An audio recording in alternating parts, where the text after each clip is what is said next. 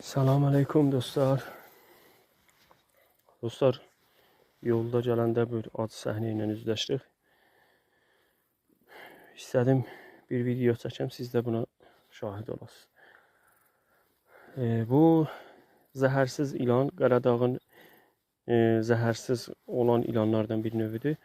Biz buna qızıl ilan deyirik. Düzdür, indi qırmızı deyil, çünki dərisini təzə atıb bir müddətdən sonra qızaracaqdır. Bu ilanlar zəhərsizdirlər. Əlbəttə tanıyanlar ki, yaxşı tanıyır. Baxsaz, baş cumcuməsi bədəninə nisbət xırdadır. Bu ilanın boyu ələn 1 metr 40 santidir. Bu ilanlar 1 metr 40 sant, 1 metr yarıma kimi uzanırlar. Bu qızıl ilanlar, Qaradağın qızıl ilanları. Bunların göz qapağı baxsaz, başına nisbət böyükdür, eşiklidir. Bir də ki, əsl faktorda olan biri də budur ki, o niş ki deyirik, yoxudur. Ya xıl öz dilimiz.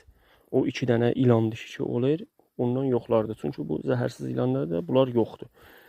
Fəqət dişləri riz, xırda möhkəm dişləri var. Sümük cinsindən olan dişləri var. Bu da o biri xırda canlıları öldürməkdən, boğub öldürməkdən ya yeməkdən, bir də yumurtanın quşların yumurtalarını sındırmaqdan ötürüdür ki, bu qəzaları ya təğziyələri bu cür xırda ilandan tutdu ta quşlara kimi, quşların yumurtasına əlbəttə kimi ki, onlardan təğziyə edirlər.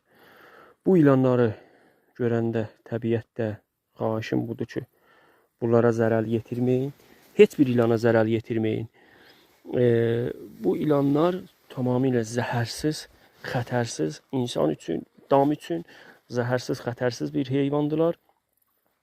Düzdür, özündən insan ya bir heyvan buna yaxınlaşanda çox səs elər, çox fısıldar. Bu da özünü qorumaqdan ötürüdür. Yəni difadır, bu özünü difa eləyir. Yoxsa bunun heç bir zərəri, xətəri insan üçün, dam üçün yoxdur.